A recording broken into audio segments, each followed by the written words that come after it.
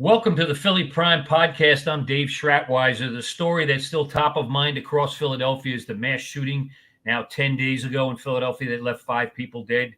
People still talking about it. The city's still talking about it. Arrests have been made.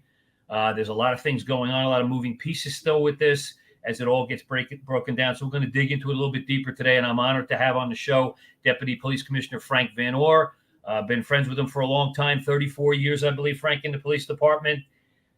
Former chief of investigations, now the deputy commissioner in charge of investigations. Got one of those big offices on that big floor with everybody else up there. Frank, thanks for coming on the show. Thank you for having me. Good to hear from you, Dave. Frank, let's talk a little bit. Can you update us a little bit on the mass shooting where we're at? Kim Baker is in prison at this particular time. Kim Brady Carricker, I should say, 40 years old. Charged with 5 counts of murder here. Kind of where's the investigation at right now? Well, the investigation since last Monday, has been moving forward. Obviously, we've responded to calls for a mass shooting. When police arrived, it was chaos. They encountered, we knew we had at least at the time multiple victims. A couple weren't shot. They were cut with glass. But we had 4 that wound up being transported to the hospital and later died of their injuries. 2 were non-fatal injuries. One was a 2-year-old that was shot non-fatally. So really some heroic stories in this and some chaos that went on during the course of this. Now, while we were at the scene, obviously it's been a story now for a few days. We were alerted to another shooting victim inside a home, which was discovered about 3 hours, 45 minutes later. So that made 5 total deceased shooting victims that night that we encountered. So as the shooting, go ahead. I'm sorry. No, I was going to ask you kind of talk a little bit about the police response to this. Officers didn't fire a shot here and took him into custody. He was wearing body armor, carrying an AR-15 style weapon, and a polymer 80, I believe, 9mm. We're going to talk about ghost guns in a minute. Both were ghost guns, but police come upon him and make the arrest, and there was no exchange of gunfire with police. Yeah, first and foremost, I got to say I watched a lot of the video to this incident. I don't know if I've seen every single moment, but we did good compilations where we could see as much as we could see, piecing together body camera, stores, ring camera. And one incident that I could tell you about is one of the female officer responds, a woman who's driving her car. 3 of her kids are in the back, 2 2-year-olds and a 10-year-old. 2 of them are cut with glass. One of them is actually shot in the left leg. That officer realized they were in car seats. It was going to take time to transfer them to her car. She jumped in and drove that car to the hospital. Never seen that before in 34 years. Got them there quick, and everybody was treated and survived from that car. So intelligence work, really, really smart, and common sense. And we usually obviously don't jump in other people's cars and drive them. So emergency situation, and she did everything she could to save them, calm them down, and make sure those children got out of harm's way. So great job. Moving forward to the arrest, the incident goes on for some time. And what happens next is you see officers traversing through, listening to the 911 calls, which are coming out block by block. He's walking around the neighborhood in different blocks. One of the officers who's moving down the street looks down the alley right around Fraser between a couple of the streets there, sees Chester and Fraser, sees what he believes is somebody moving. It's very overgrown there. He moves towards the individual in the alley. He alerts the other officers that are behind him in the street. Someone's here. He says, "I see a rifle." The male immediately surrenders. He moves in, and without utilizing any force at all, he takes that male into custody. So outstanding job by the officers that responded. And throughout the incident, you've seen one incident after another where they were doing everything they can to try to save lives. Yeah. I know you guys have been doing a lot of background on Mr. Carricker, and there just seems to be a building mental health issue with him leading up to this shooting. Bilal Quayum, I was talking to this week, talked about a ticking time bomb kind of situation here. This guy was apparently walking around his house with a bulletproof vest on, had some guns, about shootings. There was some social media posts. He seemed to be edging towards this kind of thing. Might have been helpful if somebody would have called you guys and given the police or someone in the city a quick heads up that this guy might be boiling over. Right, especially now that we're, of course, hindsight's 2020. But yes, now that we're doing these interviews and we're talking to people that were around him, now they're saying that he was becoming more agitated.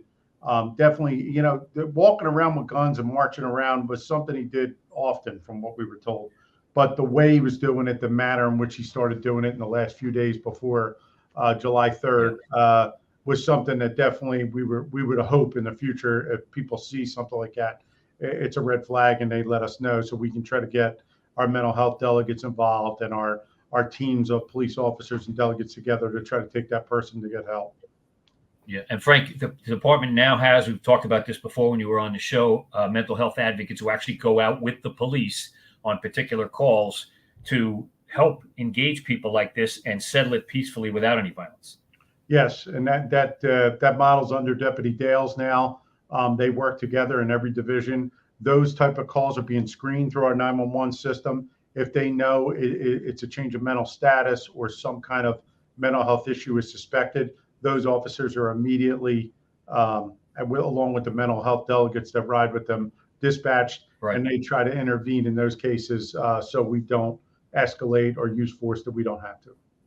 Yeah, one of the headlines we showed before was the Inquirer had a piece about he shot through the door of one of the victims and was identifying himself as a law enforcement person. Is that accurate information? So that particular incident, through our investigation, we determined happened on actually Sunday morning at 12:30 a.m. We had thought when we had covered Joseph Wamba that he was shot along with the other 4 victims, same caliber gun, everything's the same. So we assumed, looking at that scene when we were alerted that he was there, that he was shot with everyone else. We actually have video of the offender walking right by his house. We don't see him shooting, but we don't have every shooting moment on video.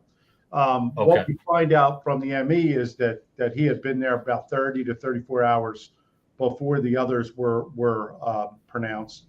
So that leads us to late Saturday night, early Sunday morning. We started to look. It was very difficult because we didn't see a 911 call. It turned out to be an error. But when we did finally zero in on the time, we were able to find some corroborating evidence to show that, and why he picked out that address, that person, we have no idea. He does yell something out like sheriff or police. He shoots at the door and then eventually enters and shoots that individual in his home and then flees the area. So we're just that the motive to this entire thing is still in question. We just don't know why he would have selected that person. And Deputy, as far as I know, there's no links between any of these victims and either him or each other, anything like that. These just look like 5 innocent people who are gunned down. Not that we found at this time. Right now, we're still working on that, but we don't see any links, any connections, any arguments, anything that preceded this incident. Yeah. Okay. The other big issue here is the ghost gun factor. You spent a lot of time talking at the press conference last week about this.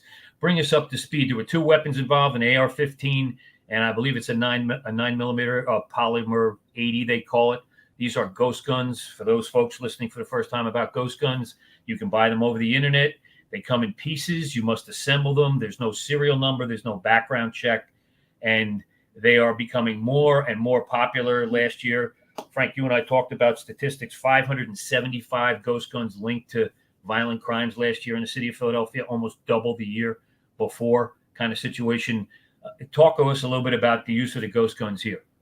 Right, and that trend is continuing. We're at right around 300 now. That's up over 9% from where we were at the same time last year. So we're moving to have even a bigger year than we had with recovering crime guns that are ghost guns. But when someone is not eligible to buy a firearm, and Mr. Carricker would not have been because of his history, what they could do, and it's legal, is order these parts, and then anyone with the instructions could put them together What's illegal is once it becomes a gun, he's not permitted to carry it. He didn't have a permit to carry, and he's not permitted to buy it. So it becomes illegal at that point. But it's a loophole in the law. A lot of states around the country are seeing this problem because we really can't, without legislation, restrict it. So it's a problem. And we're trying our best to get them out of the way, get them off the street, have people let us know if they know somebody is selling them, putting them together, because it's something that we're trying to get in front of. I know the city has filed some litigation against a few of those companies. That's active, and I can't really talk about that. But this is entirely into trying to suppress this issue, which is it's an issue for us. Governor Josh Shapiro, when he was in the AG's office, had a gun strike force along with the city. They made a lot of arrests. Your police department, the DA's office, and the AG's office, a couple of times, I think they went into houses and found 30 or 40 or 50 boxes of ghost gun parts and stuff like that that had been assembled and were now being sold out on the street. That's how prolific this is right now. Yep, and that task force still exists. Some new players in place, really good. I deal with them all the time, but we're working really hard to continue that practice. And some of them are ex-Philadelphia police detectives I've worked with for many, many years, and they're doing an outstanding job. But it's a lot. It's a lot to take on. It's going on in different places throughout not only Philadelphia, but the Commonwealth. And they're working both inside Philly and outside to try to curtail the gun problem.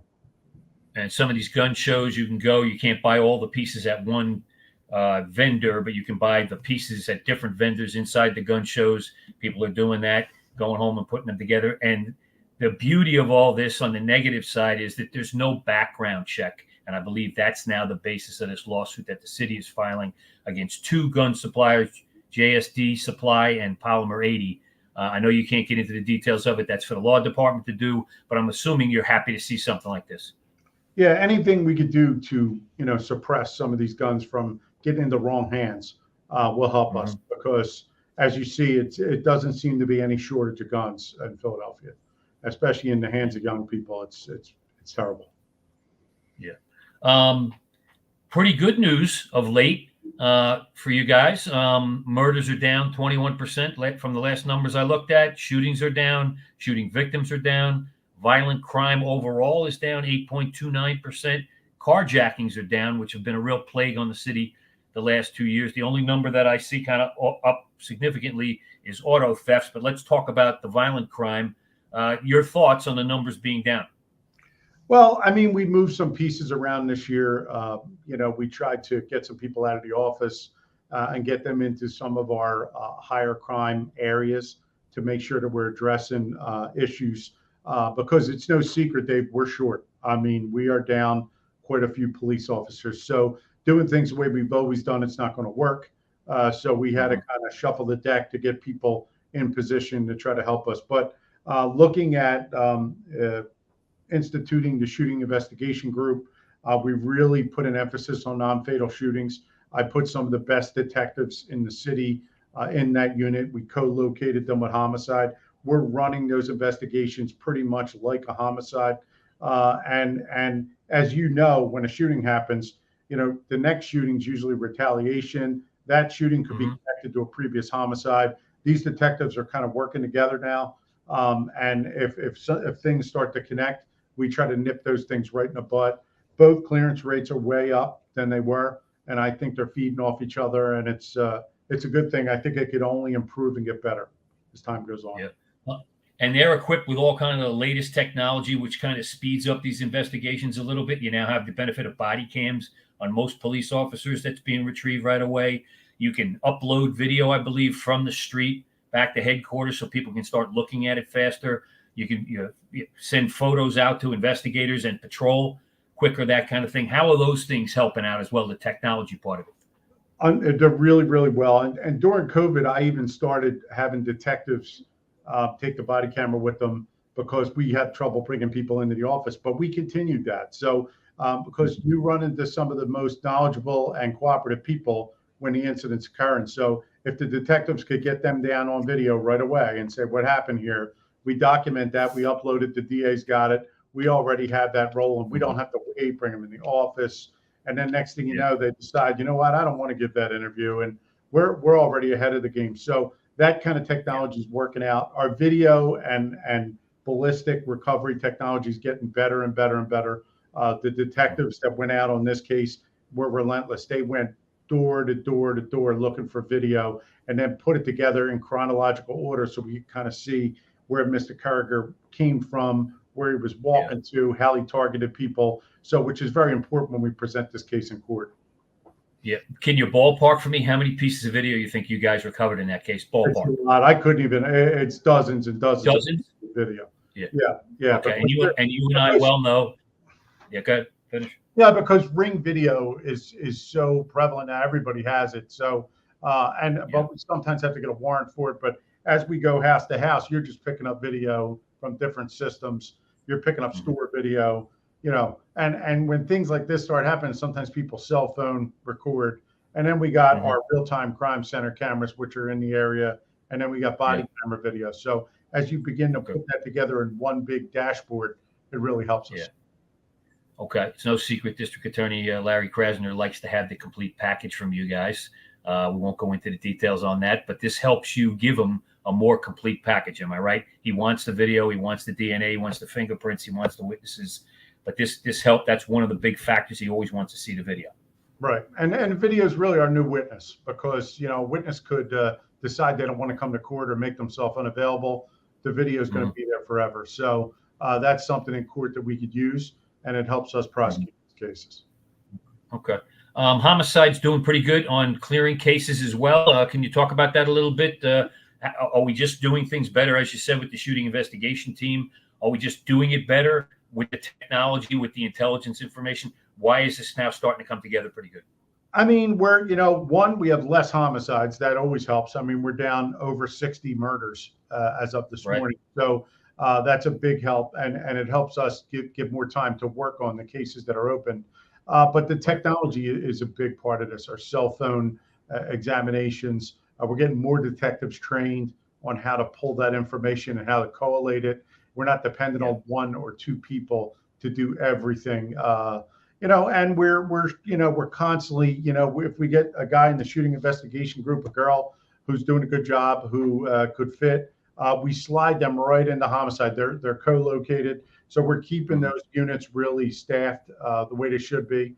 And we're short. So other places sometimes have to help feed these places, and they have to do some double duty to fill in the backlog. But these places were really keeping up to speed so that they could try their best to keep murders and homicides from excelling by getting people in custody. And they're located right next to each other, am I right? So they can communicate one-on-one if they need to, right down the hall. It's the old press room in the Inquiry building. So it's a big, gigantic room, and we made that into like the big squad room. So from one end to the other, they're at one end and homicides at the other, all cubicles. But it's the captains of both are co-located, and the commanding officers. So everybody can talk, and the intelligence is being shared. They both have analysts. So if we have links, they're immediately seen. It doesn't take weeks and weeks and weeks to figure that out. And we're moving right on that information. Okay. We were lucky enough to have about a month ago some of the guys from Major Crimes on. They did a great job on the show. You helped set that up, so I appreciate that. Talk to me a little bit about auto thefts are way up, like 12,483 already this year as of last week. That's almost 100% increase. Have we figured out what's behind that at this point? Why such an explosion of auto thefts? And it's the same kind of cars, right? The Kia and a couple of other models. Right. Well, I guess about a year and a half ago, some social media stuff came out showing people an easy way to steal those type of cars. Since then, they've remedied that in the newer models they made. But there's a period of time where, once you know how to do it, it becomes very easy to do. So those companies did give us some clubs, some old-fashioned clubs to slow that down. And some of the stuff is beginning to slow down, but unfortunately, we had a really nasty run of stolen vehicles in the beginning of the year, which is driving the numbers. But the other thing that's going on here is, and it's no secret, the cars, the newer cars are they're being produced slower. So people are really hanging on to their used cars, and cars have become very expensive to buy. It's hard to get one. So it drives up the market, supply and demand. So it's something that we're totally concentrating on and trying to get a handle on. Okay. Another positive thing, you guys have been banging down pretty hard on the catalytic converter thefts, which have been plaguing Philadelphia for like the last 5 years, and the numbers kept going up, that kind of thing. I know Major Crimes was talking about this a couple of weeks ago. Couldn't give me too much detail because something was about to happen. Well, it happened last week. Bucks County, Montgomery County, you guys all joined together, took down a major crew that was doing catalytic converter thefts. Your thoughts about that? Well, we know that crew, it was a big part of what was going on with catalytic converter thefts, and I'll tell you why. Since that arrest and those takedowns, we took over the business who was actually in Philadelphia that was buying them, which was a big part of this. And they must have been a major part of buying them throughout the area. But since we did that takedown, we did a 30-day comparison looking at, May 3rd to June 1st before the arrest. And then the recent month now, we're down over 50%, almost 60%. So that's a major reduction and some districts are down, 70, 80, 90% in catalytic converter thefts. So I don't know if there's a market for it or they're trying to find where they could sell it, but they're not going to take a chance and steal it and face the wrath of this while it's going on. So it's a good thing. We've reduced it, at least in Philadelphia, right now by a big number. Yeah, this actually looked like an organized crime enterprise when they kind of laid out the chart, the guys who were running it, the next level who were taking it, the people they were getting to rip them off, the people they were using to sell them to, and then the junkyards and salvage yards that were buying them. It's the metal inside, right? That's the valuable piece of this that that's what they're going for. Yeah, precious metals inside. They're selling that for that reason. Very expensive item for the consumer to replace. It kind of ruins your week because one, you have to replace it and pay for it too. Your car is pretty much very loud and able to use. So it's a major quality of life issue. So we're hoping that it continues to go in a downward slope because of this. Some of these people we're working on without laying too much out or cooperating with us. So we're hoping that this leads to other people and we keep this going. But it was a great investigation by the major crimes people working along with Bucks and Monco. It was a great group of people working together, and FBI jumped in, state police. It was a really good group. Yeah. Okay. The DA the other day held a news conference. He put out photos of 8 people they're looking at for a series of murders, not necessarily connected in Northeast Philly. Those pictures got plastered all over the place. You guys do that all the time. It was good to see the district attorney's office kind of jumping in here now and putting those faces out there so people can call in and give you information. Your thoughts about that? Well, as you know, the clearance rates are high, but we have a lot of warrants for these people that we need to get. And that don't not only the murders, but we have over 43 warrants that the shooting investigation group has. So we bring those in, and that clearance rate jumps even higher. So that's something that's really important, getting that information out, letting people know any homicide, there's a $20,000 reward the city offers. It's important to get that out there, get that information in. We work hand in hand with the marshals. I have detectives detailed to the marshals. They're constantly looking for tips and information. So anytime, remember years ago, we used to use the bulletin boards on 95 and Comcast had a channel that ran our wanted people 24/7. That's not the same now, but anytime we can get it out there, it helps us. Okay. Also noticed, and I could be wrong, but I think I'm right. The number of these gatherings on highways and at intersections where they're doing donuts and figure eights and large crowds are gathering seem to have died down since the incident on I-95 where that young man unfortunately lost his life, but tried to run over 2 police state troopers at the time. Won't get into the details there. It's still under investigation. But your thoughts on that? Has it started to slow down? Is the message starting to get out that you guys aren't going to tolerate gatherings like that anymore? Well, I hope so. And we're even, between me and you, we're stepping to some of the promoters. In fact, some of my people along with the FBI just came back because we had some intel that there could be one coming up, knocked at some doors, just let them know There's new legislation. We're going to take as many cars as we can if you participate in it. And we're going to do everything we can if somebody gets hurt or illegal activity occurs to arrest not only those doing it, but the people that promoted it. And you guys have taken some cars. Talk about that a little bit. Well, now there's legislation showing that if you participate in this sliding, if you block the highway, if you do these things, we're going to confiscate the vehicle, and it's going to be like a forfeiture. They're going to have to go to court and attempt to get it back. And we're notifying insurance companies too. So we're letting some of these parents know that we encounter, and we talked to a few of the parents today, that if they come, we're also going to send a nice letter to the insurance company, your insurance company, letting you know what you're doing with that vehicle.